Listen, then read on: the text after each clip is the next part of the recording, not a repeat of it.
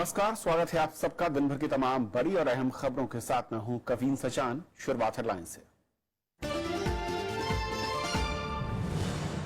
राष्ट्रपति का सदन में गतिरोध की जगह बहस पर जोर। राष्ट्र के नाम संदेश में कहा, समानता और सहिष्णुता लोकतंत्र में जरूरी।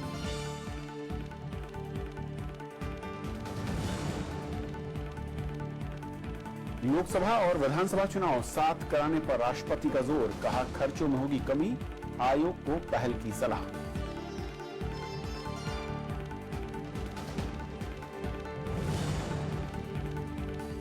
जीएसटी पर राज्य सरकारों के बाद अधिकारियों का विरोध। नाराज कर्मचारी संघों का सहयोग आंदोलन शुरू करने का ऐलान। परिषद के फैसले पर जताई निराशा।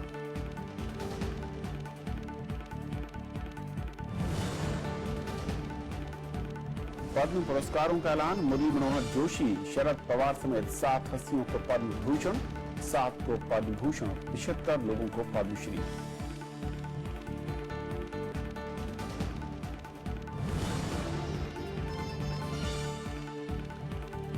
कश्मीर में हिमस्खलन से एक सेना अधिकारी समेत 5 की मौत। पहाड़ी इलाकों में बर्फबारी से जनजीवन अस्त व्यस्त। हिमस्खलन की चेतावनी।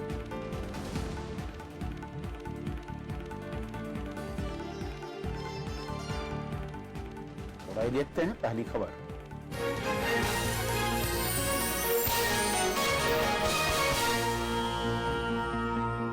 राष्ट्रपति प्रणब मुखर्जी ने गणतंत्र दिवस की पूर्व संध्या पर राष्ट्र को संबोधित किया, जिसमें उन्होंने देश के सामने चुनौतियों और उपलब्धियों के बारे में बात की। राष्ट्रपति ने संसद और विधानसभाओं में गतिरोध दूर करने पर उन्होंने चिंता जताई है। साथ ही कहा कि विधायिका को बहस और मिलकर फैसला लेने पर एक साथ आगे आना चाहिए। Our legislatures lose sessions to disruptions when they should be debating and legislating on issues of importance. Collective efforts must be made to bring the focus back to debate, discussion and decision making. राष्ट्रपति ने कहा कि भारतीय परंपरा में असहिष्णुता की जगह नहीं है और हमारे लोकतंत्र के विकास के लिए समानता और आपसी भाईचारे की बड़ी अहमियत है। Our tradition has always celebrated the argumentative Indian, not the intolerant Indian. Multiple views, thoughts and philosophies have competed with each other peacefully for centuries in our country. A wise and discerning mind is necessary for democracy to flourish. More than the unison of ideas, a healthy democracy calls for conformity to the values of tolerance, patience and respect for others. राष्ट्रपति ने कहा कि वैश्विक चुनौतियों के बावजूद भारतीय अर्थव्यवस्था अच्छा प्रदर्शन कर रही है। काले धन से लड़ने के लिए लागू की गई नोटबंदी का अच्छा असर होगा और डिजिटल पेमेंट से लेन देन में करप्शन पर लगाम लगेगी। Demonetization, while immobilizing black money and fighting corruption, may have led to temporary slowdown of economic activity. As more and more transactions become cashless, it will improve the transparency of the economy. Demonetization, while immobilizing black money and fighting corruption, may have led to temporary slowdown of economic activity. As more and more transactions become cashless, it will improve the transparency of the economy. The Digital India program is creating a knowledge economy through universal provision of digital infrastructures and platforms for cashless economic transactions. राष्ट्रपति ने कहा कि इस मौके पर हमें अपनी कमियों को पहचानना चाहिए। हमें ग्रामीण इलाकों में ज्यादा सुविधाएं मुहैया करानी होंगी, जिससे उनका जीवन स्तर ऊंचा हो सके। हमें कृषि को और बढ़ावा देने की जरूरत है। We have to provide better amenities and opportunities to our people in villages to ensure a decent quality of life. We have to work harder to provide enhanced employment opportunities to our youth through the creation of a world-class manufacturing and service sector. तो राष्ट्रपति के जो संबोधन है उसमें कई अहम बातें जिसका जिक्र उन्होंने किया है। इन बातों पर असल में जो चिंताएं हैं उस पर और बातचीत करेंगे। हमारे साथ वरिष्ठ पत्रकार नीरजा चौधरी जुड़ रही है। नीरजा, स्वागत है आपका। नीरजा, सबसे पहले जो मैं एक एक करके पॉइंट पर आऊं, पहला जो अहम मुद्दा दिख रहा है वो एक बार फिर राष्ट्रपति के इस संबोधन में दिख रहा है कि जिस तरीके से विधायिका में या फिर संसद में बहस की जगह वहां पर गतिरोध या अवरोध दिखता है, उसको लेकर खासी चिंता जाहिर की गई है। देखिए, एक तो पहली बात यह है कि जो पूर्व संध्या, रिपब्लिक डे की पूर्व संध्या पे राष्ट्रपति का भाषण होता है, वो आमतौर पे उनका अपना भाषण होता है। बाकी जो वो भाषण देते हैं पार्लियामेंट की शुरुआत में या इंडिपेंडेंस डे पे, वो सरकार का भाषण होता है, सरकार की नीतियों का उजागर करता है जी। तो ये उनका अपना होता है और एक मायने से इस दिन वो देश को एक मॉरल दिशा भी देते हैं। तो कई बहुत ही अहम मुद्दे राष्ट्रपति प्रणब मुखर्जी ने उठाए हैं और ये तो हमें मालूम ही है कि शायद उनका ये लास्ट भाषण होगा इस मायने में उनका अपना, क्योंकि इस साल प्रेसिडेंशियल इलेक्शन होंगे और नया राष्ट्रपति चुना जाएगा।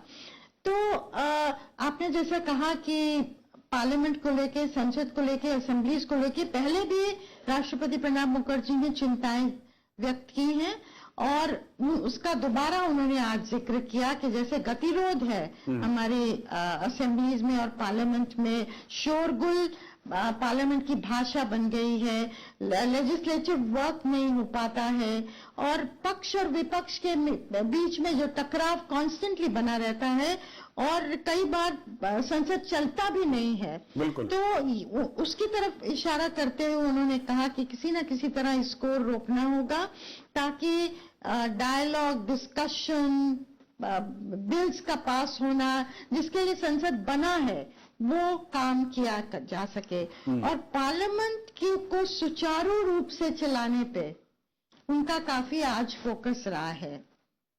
और इसी से एक और जुड़ा हुआ जो मैं कहूं कि बड़ा मुद्दा है जिसकी चर्चा हाल के पिछले कुछ वर्षों में, खासतौर पर पिछले अगर मैं 6 महीनों की बात करूं उसकी चर्चा हो रही है, चुनावों को एक साथ कराए जाने को लेकर, जिसके बारे में राष्ट्रपति महोदय ने आज कहा कि आयोग को इसमें पहल करनी चाहिए। इसे कैसे देखती हैं आप?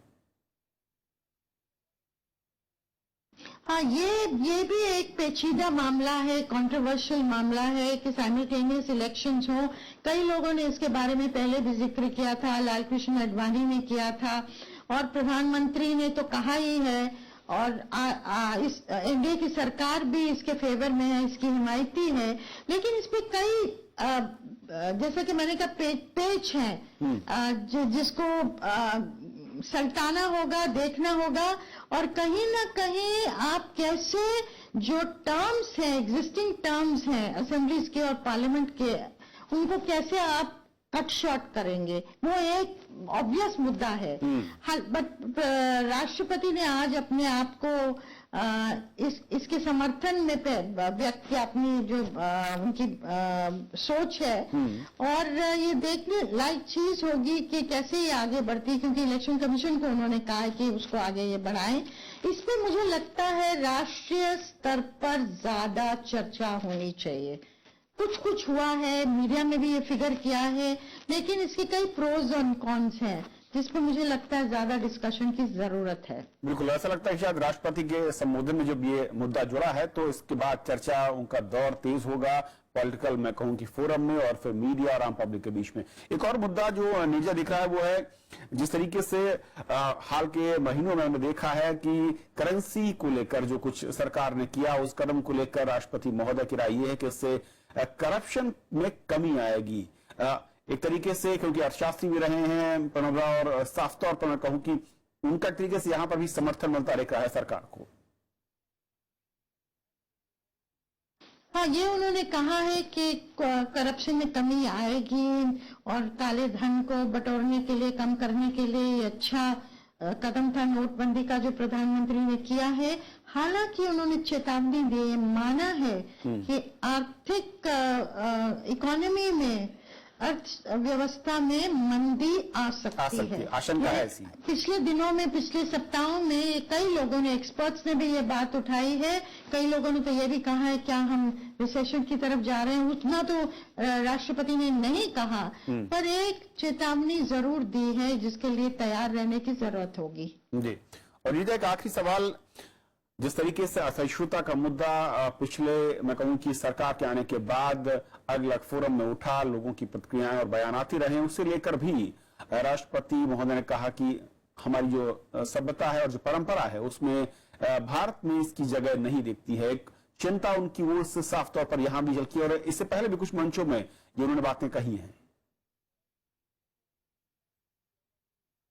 देखिए, उन्होंने जो लार्जर चीजें कही है ना, जो पहला पॉइंट आप कह रहे थे उसमें मैं जोड़ना चाहूंगी कि उन्होंने जोर दिया है कि किस तरह से रोजगार क्रिएट किया जाए। उस पर काफी उनकी जो उन्होंने इशारा किया उस तरफ, अगर वो नहीं होता है तो आगे जाके प्रॉब्लम्स होंगी, कॉन्फ्लिक्ट्स होंगे। इस सरकार ने वायदे भी किए थे कि ज्यादा नौकरियां होंगी, ज्यादा रोजगार पैदा किए जाएंगे, तो राष्ट्रपति ने भी उस तरफ इशारा किया।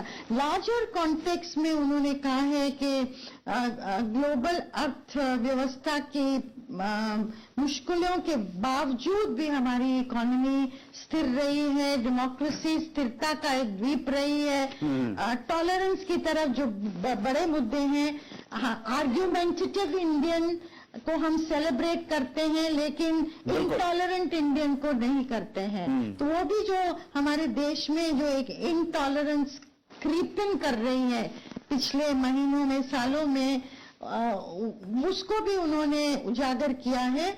और मुझे लगता है कि राष्ट्रपति का ये सब कहना बहुत मायने रखता है। आज उनका भाषण बहुत अच्छा था, जो हाई नोट्स उन्होंने स्ट्राइक किए हैं, क्योंकि राष्ट्रपति से एक्सपेक्टेशन होती है देश की। बिल्कुल, बहुत बहुत शुक्रिया नीरजा, इस अहम मसले पर तमाम बिंदुओं पर हमारे साथ जुड़ने के लिए, बातचीत करने के लिए आपका। ये थी हमारी पहली खबर।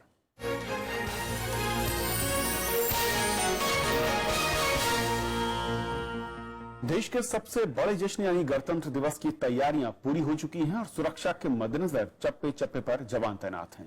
सुरक्षा एजेंसियों की हर कोने पर नजर है, तो गणतंत्र दिवस के मौके पर सुरक्षा और खुफिया एजेंसियों को अलर्ट किया गया है। राजधानी दिल्ली के कई इलाकों को विशेष सुरक्षा दायरे में लाया गया है। पुलिस और सुरक्षा बलों की हर गतिविधि पर नजर है और आम जनता को कोई परेशानी न हो, इसके लिए भी यातायात व्यवस्था में बदलाव किया गया है। देश भर में बड़े शहरों में और खास तौर पर कुछ खास इलाकों में अलर्ट के बाद हाई चौकसी बरती गई है। दिल्ली के मुख्यमंत्री अरविंद केजरीवाल ने कहा है कि उनकी सरकार शिक्षा और स्वास्थ्य क्षेत्रों में ज्यादा ध्यान दे रही है। गणतंत्र दिवस समारोह में उन्होंने कहा कि राज्य सरकार दूसरे क्षेत्रों को पूरी तरजीह दे रही है। दिल्ली के छत्रसाल स्टेडियम में आयोजित गणतंत्र दिवस समारोह में मुख्यमंत्री अरविंद केजरीवाल शामिल हुए। इस मौके पर उन्होंने कहा कि शिक्षा और स्वास्थ्य उनकी सरकार की प्राथमिकता है। इसके लिए सरकारी स्कूलों के स्तर में सुधार किया जा रहा है। केजरीवाल ने कहा कि सरकार करीब 122 पॉलीक्लिनिक खोलेगी। आपको छोटी छोटी बीमारियों के लिए ऑल इंडिया मेडिकल और बड़े बड़े अस्पतालों में जाने की जरूरत नहीं पड़ेगी। उसके ऊपर पॉलीक्लिनिक बनाए, 122 पॉलीक्लिनिक बनेंगे पूरी दिल्ली के अंदर। पॉलीक्लिनिक में आपको 8 किस्म के स्पेशलिस्ट मिलते हैं। इससे पहले मुख्यमंत्री अरविंद केजरीवाल ने तिरंगा फहराया। इस मौके पर स्कूली बच्चों ने सांस्कृतिक कार्यक्रम पेश किए।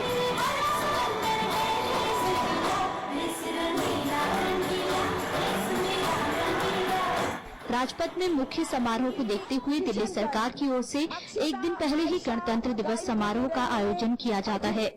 अनु दीवान, राज्यसभा टीवी। और फिलहाल एक ब्रेक, और ब्रेक के उस पार कुछ और बड़ी खबरें।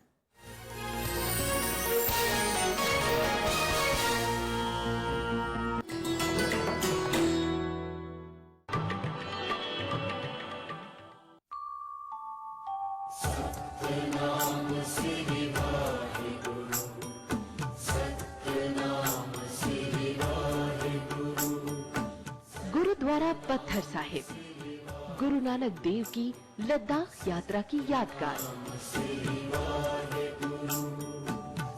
कहते हैं एक राक्षस से स्थानीय लोग थे परेशान, जिससे गुरुजी की हुई तकरार। झल्लाए राक्षस ने गुरुजी पर किया एक चट्टान से वार। गुरुजी से टकराते ही पत्थर पिघल गया और राक्षस डर गया। राक्षस ने मांग तो ली माफी, मगर चट्टान में बन गई गुरुजी के शरीर की आकृति। यही चट्टान है अब पूजनीय श्री पत्थर Sahib.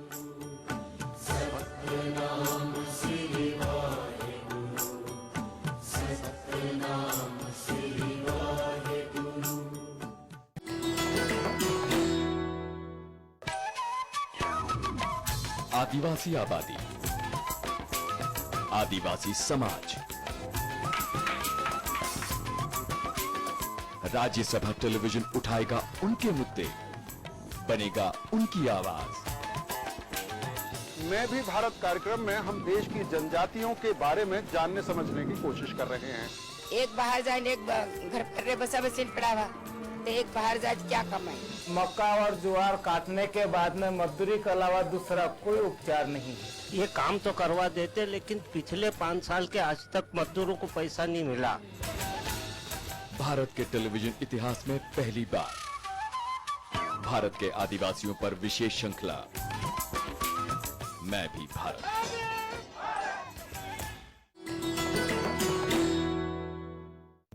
Light, camera, action. Satyajit रे एक संपूर्ण फिल्मकार जो थे निर्माता, निर्देशक, पटकथा लेखक, कैमरामैन, फिल्म समीक्षक और कथाकार। सत्यजीत रे ने बनाई कुल 37 डॉक्यूमेंट्री और फीचर फिल्म और अपनी फिल्मों में सेट से लेकर कॉस्ट्यूम तक किए तैयार। सिनेमा को उल्लेखनीय योगदान के लिए ऑस्कर के अलावा सत्यजीत रे को मिले पद्मश्री, पद्म विभूषण, भारत रत्न और उनकी फिल्मों ने जीते कुल 32 बार राष्ट्रीय पुरस्कार।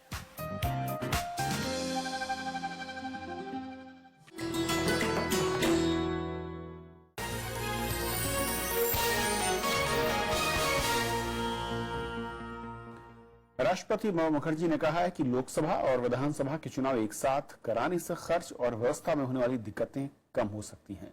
राष्ट्रीय मतदाता दिवस के मौके पर प्रणब मुखर्जी ने कहा कि चुनाव आयोग के इस मुद्दे पर राजनीतिक दलों में सहमति बनाने के लिए पहल करनी चाहिए।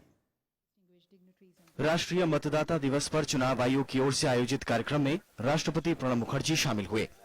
इस मौके पर उन्होंने लोकसभा और विधानसभाओं के चुनाव एक साथ कराने के मुद्दे पर चुनाव आयोग से राजनीतिक दलों में सहमति बनाने पर जोर दिया। If political parties seriously agree on this issue with the help of the Election Commission, rather under the aegis of Election Commission, it may be possible. Because it can remove a lot of inconvenience, both in terms of expenditure and also in terms of management. राष्ट्रपति ने देश में चुनाव सुधार और शांतिपूर्ण मतदान कराने को लेकर आयोग की तारीफ की। वहीं इस मुद्दे पर चुनाव आयोग कह चुका है कि इसके लिए 10,000 करोड़ के खर्च के साथ ही बड़ी तादाद में सुरक्षा बलों और ईवीएम की जरूरत होगी। साथ ही इसके लिए संविधान में संशोधन करना पड़ेगा। View has already been conveyed to Law Ministry as well as to Parliamentary panel that once the amendment in the Constitution are made through a process of political consensus, the Commission with certain additional resources can undertake the exercise of simultaneous election in future. समारोह में राष्ट्रपति ने कई चुनाव अधिकारियों को सम्मानित किया। सेमिनार में कई देशों के चुनाव अधिकारियों ने भी हिस्सा लिया। मोहम्मद फातेह टीपू, राज्यसभा टीवी। आज राष्ट्रीय मतदाता दिवस और इस मौके पर प्रधानमंत्री नरेंद्र मोदी ने युवाओं से अपील की कि 18 साल की उम्र होते ही खुद को मतदाता के तौर पर रजिस्टर कराकर चुनाव में हिस्सेदारी लें। उन्होंने ट्वीट कर लोगों को बधाई देते हुए कहा कि वो चुनाव आयोग को बधाई देते हैं और उनकी भूमिका को सलाम करते हैं। साथ ही प्रधानमंत्री ने लोगों से कहा कि चुनाव प्रजातंत्र का उत्सव है और ये लोगों की उम्मीदों को बताने का जरिया है, जो लोकतंत्र की सबसे बड़ी खासियत है। 2011 से 25 जनवरी को राष्ट्रीय मतदाता दिवस के रूप में मनाया जाता है। भारत संयुक्त अरब अमीरात के बीच आज रक्षा, नौवहन समेत 14 करार हुए हैं। दोनों देश द्विपक्षीय संबंधों को बढ़ाने के लिए व्यापक रणनीतिक साझेदारी पर भी सहमत हुए। भारत यूएई की साझा प्रेस कॉन्फ्रेंस में प्रधानमंत्री नरेंद्र मोदी ने दोनों देशों के बीच मजबूत होते रिश्तों का जिक्र किया। प्रधानमंत्री ने आतंकवाद को बड़ा खतरा बताते हुए इससे मिलकर मुकाबला करने की बात कही। उन्होंने उद्योग और व्यापार को बढ़ावा देने पर भी जोर दिया। प्रधानमंत्री ने रक्षा क्षेत्र, अफगानिस्तान और पश्चिम एशिया में सहयोग बढ़ाने की बात कही। Have added growing new dimensions to our relationship. We have agreed to expand our useful cooperation in the field of defense to new areas, including in the maritime domain. प्रधानमंत्री नरेंद्र मोदी और अबू धाबी के crown prince Sheikh Mohammad बिन जायद अल नायान की मौजूदगी में 14 करार हुए। इसमें रक्षा, नौवहन, व्यापक रणनीतिक भागीदारी, जहाजरानी, कृषि, व्यापार, तेल भंडारण और प्रबंधन, ऊर्जा दक्षता, सड़क परिवहन और राजमार्ग और मानव तस्करी की रोकथाम समेत 14 समझौते शामिल हैं। इस मौके पर अबू धाबी के क्राउन प्रिंस नाहयान ने भारत के साथ सहयोग बढ़ाने पर जोर दिया। اتفاقيات الشراكة الاستراتيجية ولعل ما يعزز هذه الثقة ويقويها ما لمسته خلال لقاءاتي مع المسؤولين في الجمهورية। इससे पहले दोनों नेताओं के बीच द्विपक्षीय और बाद में प्रतिनिधि स्तर की वार्ता हुई। बुधवार को राष्ट्रपति भवन में अबू धाबी के क्राउन प्रिंस का रवायती स्वागत किया गया, जहां उन्होंने गार्ड ऑफ ऑनर का निरीक्षण किया। अबू धाबी के प्रिंस नाहयान राजघाट भी गए और राष्ट्रपिता महात्मा गांधी की समाधि पर श्रद्धा सुमन अर्पित किए। प्रिंस नाहयान इस बार गणतंत्र दिवस समारोह के मुख्य अतिथि हैं। Bureau report, Rajya Sabha TV.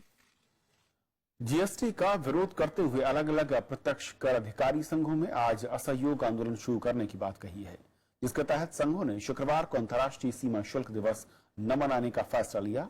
संघ का कहना है कि 16 जनवरी को वित्त मंत्री अरुण जेटली की अध्यक्षता में हुई जीएसटी परिषद की बैठक में लिए गए फैसलों से वो निराश हैं। परिषद ने इस बैठक में तटीय सीमा वाले राज्यों को 12 समुद्री मील में होने वाली आर्थिक गतिविधियों पर कर लगाने का अधिकार दिया है। इसके साथ ही 1.5 करोड़ रुपए से कम कारोबार करने वाले उद्यमियों में 90% करदाताओं को भी राज्यों के अधिकार क्षेत्र में रखा गया है। सरकार ने 1 जुलाई से इसे लागू करने का लक्ष्य बना रखा है। पहाड़ी इलाकों में बर्फबारी से जनजीवन अस्त व्यस्त हो गया है। कश्मीर घाटी में हिमस्खलन की चपेट में आने से 5 लोगों की मौत हो गई, तो यातायात पर भी इसका असर दिखा है। मौसम विभाग ने अगले 2 दिनों में जम्मू कश्मीर और हिमाचल प्रदेश में भारी हिमपात की चेतावनी दी है।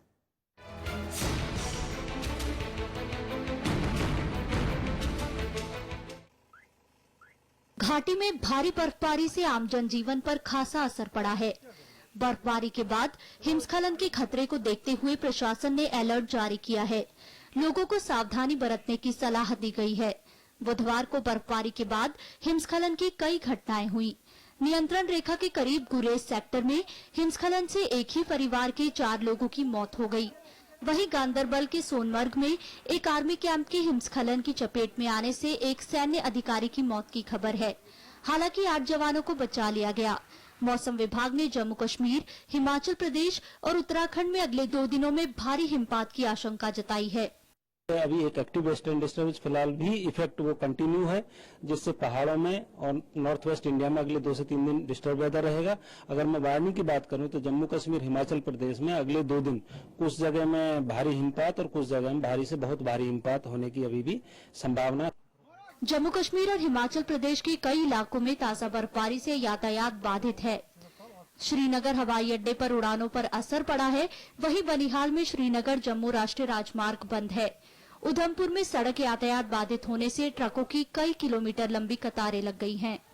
खाने पीने की बहुत परेशानी है, पैसे नहीं है पास में, उतने पैसे थे कि जो श्रीनगर में पहुंच जाएंगे। 4 दिन से खड़े हो गए हैं, कैसे हमारा काम चलेगा, ये बहुत हमें दिक्कत आ रही है। पहाड़ी इलाकों में लगातार हो रही बर्फबारी से मैदानी इलाकों की भी मुश्किलें बढ़ गई हैं। मौसम विभाग ने पंजाब और हरियाणा के कई इलाकों में भारी बारिश और तूफान की आशंका जताई है। Bureau report, Rajya Sabha TV. केंद्र सरकार ने पद्म पुरस्कारों का ऐलान कर दिया है। साल कला, साहित्य, खेल समेत विभिन्न क्षेत्रों की 89 जानी मानी हस्तियों को इस पुरस्कार के लिए चुना गया है, जिनमें शरद पवार, मुरली मनोहर जोशी समेत 7 लोगों को पद्म विभूषण से सम्मानित किया जाएगा। 75 लोगों को पद्मश्री के लिए चुना गया है। इस साल राजनेता शरद पवार और मुरली मनोहर जोशी को पद्म विभूषण के लिए चुना गया है। साथ ही सुंदरलाल पटवा और पीए संगमा को मरणोपरांत पद्म विभूषण से सम्मानित किया जाएगा। इसके अलावा गायक केजी येसुदास, सदगुरु जग्गी वासुदेव और उदीपी रामचंद्र राव को पद्म विभूषण दिया जाएगा। सरकार ने 7 जानी मानी हस्तियों को पद्म भूषण से भी सम्मानित करने का फैसला किया है। इनमें संगीतकार विश्व मोहन भट्ट, साहित्यकार देवी प्रसाद द्विवेदी, चिकित्सक टी उडवाडिया शामिल हैं। इसके अलावा योग गुरु निरंजन नंदा सरस्वती, राजकुमारी महाचक्री सिनिंद होन और पत्रकार रामास्वामी को पद्म भूषण से सम्मानित किया जाएगा। सरकार ने इस साल विभिन्न क्षेत्रों की 75 मशहूर हस्तियों को पद्मश्री से नवाजने का भी फैसला किया है। इसमें पूर्व विदेश सचिव कंवल सिब्बल, साहित्यकार नरेंद्र कोहली, पत्रकार भावना सोमैया शामिल हैं। इसके अलावा गायक अनुराधा पौडवाल, कैलाश खेर के अलावा क्रिकेटर विराट कोहली, महिला पहलवान साक्षी मलिक, जिम्नास्ट दीपा कर्माकर को पद्मश्री से सम्मानित किया जाएगा। इसी साल मार्च या अप्रैल के महीने में राष्ट्रपति भवन में होने वाले एक समारोह में इस सम्मान से नवाजा जाएगा। Bureau report, Rajya Sabha TV. राष्ट्रीय वीरता पुरस्कार से सम्मानित बच्चों ने आज उपराष्ट्रपति मोहम्मद हामिद अंसारी से मुलाकात की। इस मौके पर उन्होंने बच्चों के साहस और बहादुरी की तारीफ करते हुए उनका हौसला बढ़ाया। इस साल कुल 25 बच्चों को वीरता सम्मान के लिए चुना गया है, जिनमें 4 बच्चों को ये मरणोपरांत दिया जा रहा है। सम्मान पाने वाली बच्चों में 12 लड़कियां हैं। ये सभी बहादुर बच्चे 26 जनवरी की गणतंत्र दिवस परेड में शामिल होंगे।